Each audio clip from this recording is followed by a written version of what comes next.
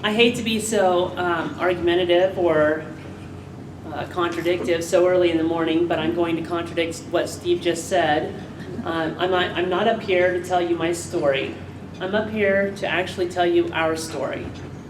Because as much as Brightpoint has become part of my story, Brightpoint has allowed me to become a part of their story, and I'm very appreciative for that.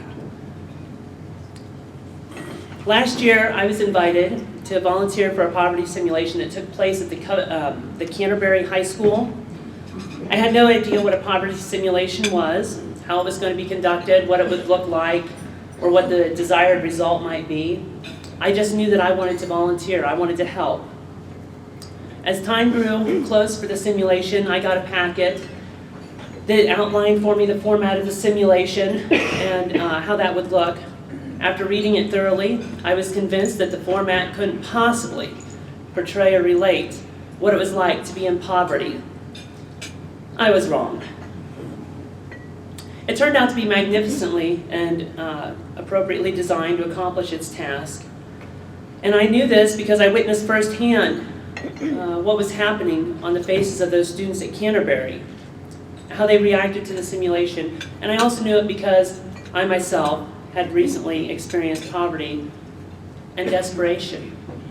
During January 2015, I was working as a store manager. I thought I was doing well. I wasn't doing as well as I wanted to be doing, but I was doing well enough. My job and my lifestyle were comfortable and secure, until I became the victim of sexual harassment and discrimination in the workplace. Life at my workplace began to get very difficult for me. Over the next few weeks, my head started to spin from all the things that I was enduring. These things weren't supposed to happen to me. These are the kind of things that you hear about happening to other people, but not to me. I found a way to deal with it day after day, putting up with it. But on Saturday, March 7th, 2015, I went to work like it was any other day. I went in and I dealt with the same types of harassment that I had been dealing with day after day for weeks. And shortly after noon, I was called to a back room in the store where I was subjected to a 45-minute discussion that ended with my termination of employment. I pulled out of the parking lot. Of course, I was crushed, I was hurt, but I was relieved at the same time. I had no idea what I was going to do, but I knew that they weren't going to hurt me anymore. The first few days were great, absolutely wonderful. I relaxed a little, took care of things around the house, got things done that I had been putting off, and spent some time in self-care, something I had also put off. I wasn't too concerned because I knew that I was a highly qualified candidate, and I had been putting back a little bit, just in case. To hedge my bets, I went and filed for unemployment, like I was supposed to, but I really felt pretty confident that I was going to land a job somewhere else with another company pretty soon. I was wrong. At first, it was very disappointing, all the failed job searches. I knew that putting a termination on my application was going to raise a red flag. I had done hiring myself. I became frustrated by the fact that on the applications there was no place to put why I was discharged or to tell them that I had been discharged for wrongful reasons. It was just a simple matter of fact. I had been fired. After nearly a month, I placed more than 40 applications and resumes but without obtaining a single interview.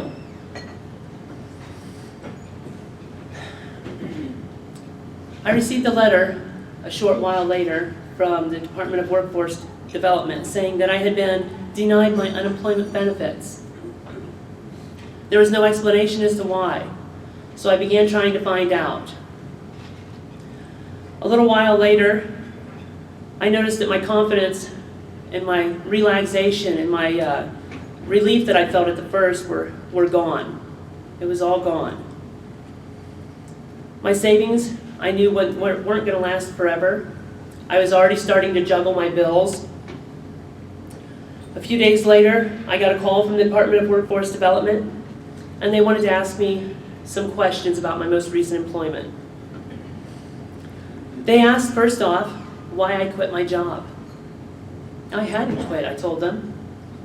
After a conversation, They went back to the employer and they verified that in fact I had not quit my job. I was fired. But the employer said that it was for a breach of duties, which was not true either. They knew, my employers knew, and had commented around town that they knew this would render me ineligible for unemployment benefits because that specific language being used with the Department of Workforce Development would kill it. I found out very quickly that my former employer could in fact hurt me again, and they were, with their lies.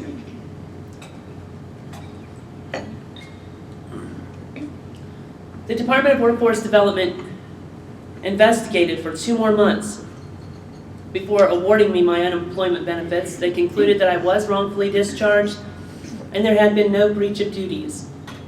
But by then the damage was done. I had won the battle against my former employer, but it could take up to 2 weeks, they told me, before I would see my first unemployment check. I had exhausted my savings, I had cashed in my investments, I had put off paying my bills for far too long. I had to decide from day to day whether I was going to put food on the table, gas in the car, pay my bills, or whatever else. I needed some serious help, and I needed it now. It's not always easy asking for help, even when you know you need it. Pride has a nasty habit of getting in the way. I'd been a store manager. I had great responsibilities. I had good pay. I had been active in the Better Business Bureau, the Chamber of Commerce, a leader in my church, and had been elected president of a nonprofit organization. Now, I was at the bottom of my barrel, and I needed help, and that meant crawling on hands and knees back to some of those same people that I had worked with or I had known very well as customers. I knew that many people that I would be reaching out to would look at me with disdain as they presumed to judge me or my situation. But humble pie was on the menu, and I had to eat. I scurried about from one organization to the next, barely knowing where to turn. I traveled to one organization to find them closed and with limited hours of operation, on to another and another with the same results. Phone call after phone call produced little tiny bits of information as to where I might go to seek assistance next, or why I wasn't qualified to receive assistance from that organization. Stacks of forms and amazing amounts of documentation were required from me before receiving eventual no after no after no. Worry had turned into serious anxiety and depression. With the court date set for eviction, my unemployment insurance came through. I received an initial check just under $600, but it was too late. I was too far in debt and too far behind with my creditors for them to take a payment that was so relatively small. That week, on an annual visit to the VA for a checkup, my nurse ran through a required list of questions. One of the questions asked if I felt like my housing was secure with no perceived imminent threat of homelessness. The term homelessness had never resonated within me like it did at that very moment. I paused, I looked into her eyes, and I admitted for the first time in my life, I was facing homelessness, a court-ordered eviction that would leave me and my family homeless. I didn't know where else to look for help. I had gone to every person and place that had been given to me, and I had no family in the area that could assist with supporting us. In that one single moment of desperate confession, my whole forecast changed. I had no idea that the VA could help, but they did. Within 2 hours, I was referred to Brightpoint, and the staff that received me did so with a level of dignity and respect that I had lost within myself long ago. They went to work tirelessly and relentlessly to ensure that my family would not be out on the street. My caseworker was Katie Graham. I wish she was here today. I never got to see her at the end to say thank you. She spoke of many options, sources to contact, and assured me that there were shelters available. A homeless shelter. My family and I might end up in a homeless shelter. I was frightened. But Katie kept me looking at things in perspective. She helped me to focus on the present and the things that I could do. We were removed from our home on a Monday. And I used the last of my unemployment money, paying for a room at a local hotel. 5 of us were staying in one room because I couldn't afford another. Any personal possessions that had not made it into a storage unit that I rented had been abandoned, and now each of us were living out of a single suitcase. Trying to find a place proved to be very difficult. Because I had a court-ordered eviction on public record, most places wouldn't even entertain an application for residency. Late Wednesday evening, however, Katie called and said that she had mediated successfully with the property manager, and we could sign a lease on Thursday evening. We were now absolutely penniless. I couldn't stay at the hotel another night if I had to. We had already checked out. We were out of any other options, but Brightpoint had helped us to secure the impossible, the hope of a brighter future. Giving up her time off of work that evening, Katie came by at the appointed time to make sure that everything was in order and taken care of properly. She stayed on into the evening until all the papers were signed, the inspection had been completed, and the keys to our new home were in our hands. We were secure once more because she cared. She had not given up the fight for us, even when we did not any longer know how to fight for ourselves. She became our heroine and the face of Brightpoint, our timely lifeboat, with a capable crew intent on not letting us drown in high seas. I learned many valuable lessons in those 3 months. First, what looks like security may not be security at all. At any point in time, anyone can find themselves subjected to circumstances beyond their control. This stripped them of everything that they thought that they had. I learned that asking for help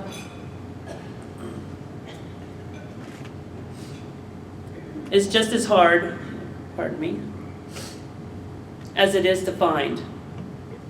I realized that not all people, most people, in fact, who I might see out begging at street corners are probably amazing individuals with talents and boundless potential, who may have just simply fallen prey to unfortunate circumstances. They're not lazy blights on our community.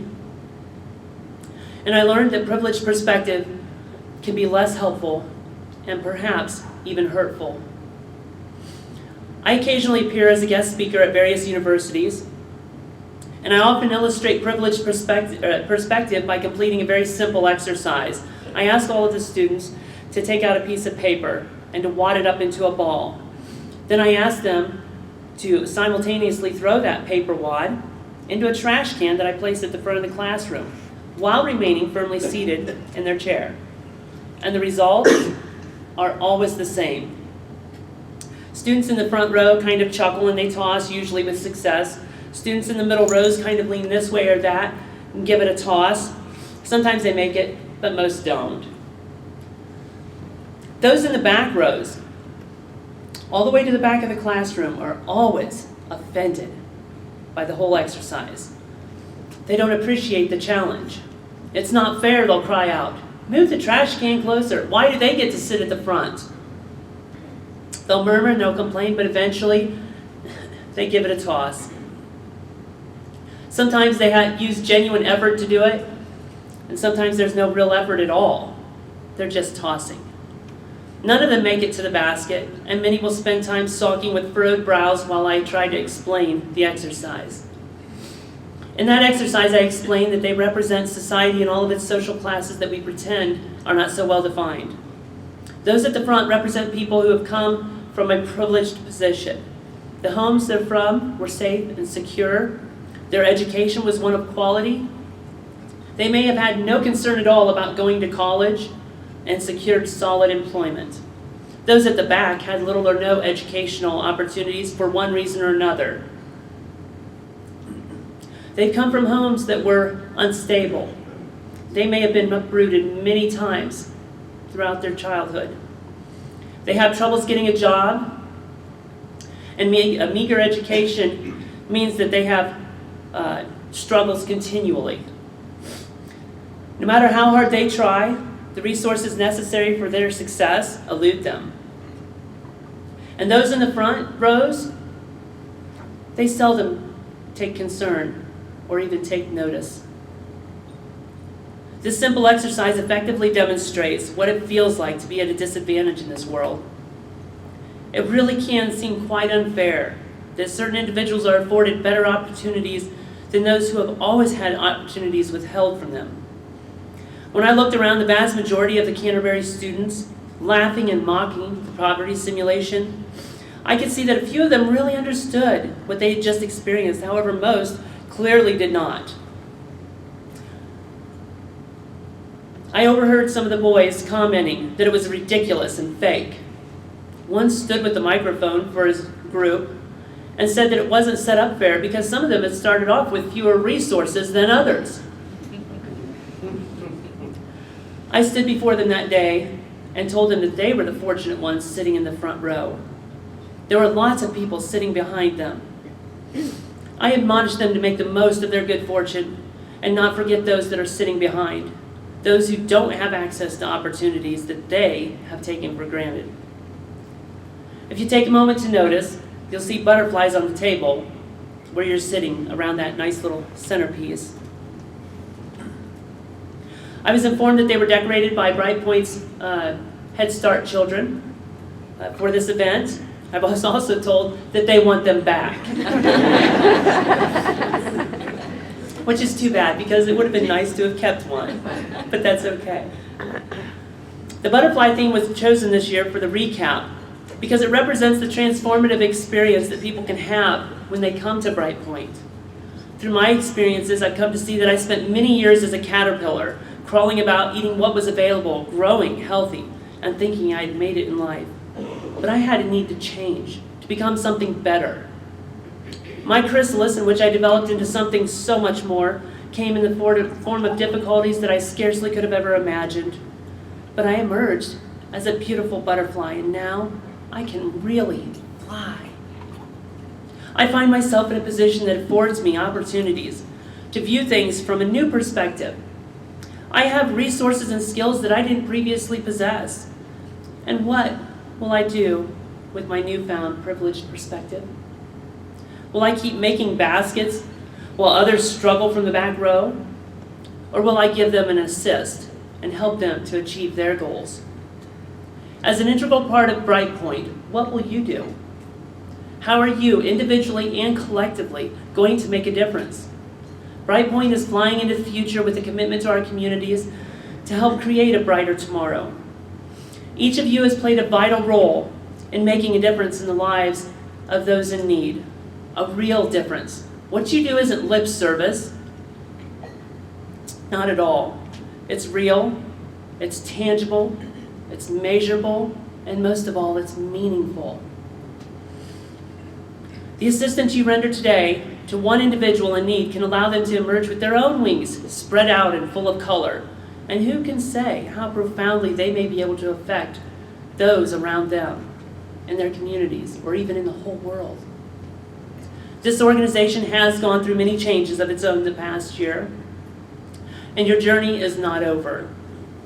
There's so much more to be done as an organization and individually, internally and externally. You've had your own struggles and your growing pains, but you've emerged with wings open, ready to fly. So let us fly.